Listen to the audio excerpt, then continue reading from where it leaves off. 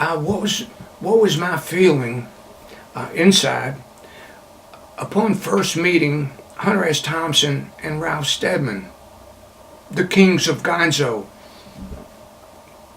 Good question. Well, Ralph, Ralph, I doubt if Ralph even remembers meeting me in person, but we shared a stage in Lexington, Kentucky, at Linus. It's a restaurant. It was a performance hall, bar, nightclub. I performed there several times, but this was a special night.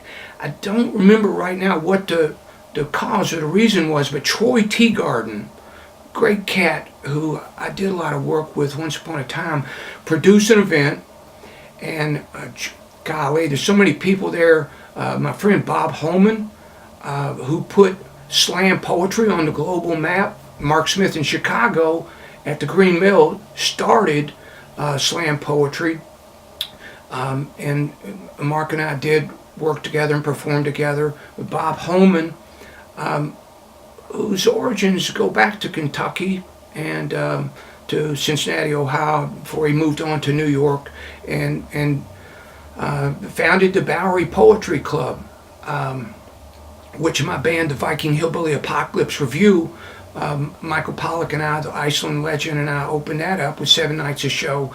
Bob Holman was there at Linus that night. My friend Frank Messina. We started working together in May of 1994. So much happened in 1994. I met the Dalai Lama for the first time in April of 1994, and we wrote Never Give Up together. Frank Messina was there that night at Linus, Ralph Steadman, George Ella Line, and others, and so we all performed. But it was a crazy night, a lot of people, and I was honored to share the stage with Ralph. We hung out briefly. Hunter S. Thompson, wow. I was selling the first Rolling Stone magazines for Madmen Only, the underground bookstore, and the store, the head shop, that my friend Gene Williams and I had on South Lime in Lexington, Kentucky. That was okay. I've been following Hunter since 1968, when Hell's Angels was published, and then the Fear and Loathing in Las Vegas. The Savage Journey, Raoul Duke was serialized in Rolling Stone magazine, and I think it was 2 separate issues. We sold those. We sold Grow Your Own, marijuana. We sold all the paraphernalia in the head shop, and all the books that we wanted to sell. Everything that City Lights, my friend Lawrence Ferlinghetti, was publishing, James Laughlin at New Directions was publishing, we sold all those books. And so I was following Hunter, and I never dreamed in those days that once upon a time this farm boy would end up meeting all these people and hanging out with them, becoming friends with them, sharing a stage and a page with them. And so to say that I was and am honored would be an understatement. And so I was...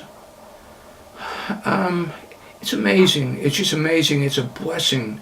It's a blessing. And has it changed me? Yes. Meeting all these people has changed me. It continues. It always will change me. And there's a difference between genuine and false humility. We see the do-gooders out there all the time with their, pity. Pity is actually... it's a negative emotion. It's looking down. It has elitism in it. You're looking down at somebody when you feel sorry for them. It's the difference between pity and compassion. Compassion, I learned this from Mama, who exemplifies what it means to be a true Christian. It's more through her actions than through her words that she practiced real Christianity. Compassion, I learned through the Dalai Lama, is really, it's the poet's, it's negative capability. It's getting outside yourself and putting yourself through your imagination, but carrying your heart with you, putting yourself in somebody else's shoes, and really feeling what life might be like through their experience. And so that's when you're able to do that, and poets got to do that. You got to become the other person, whether it's a male or female. If you're attempting to write about another person, you got to get into that person. You got to have compassion for them. You got to become them. That produces a genuine humility. And so, hanging out, practicing hangoutology with these folks, births and engenders a genuine humility. That's a precious gift. I'm thankful for it.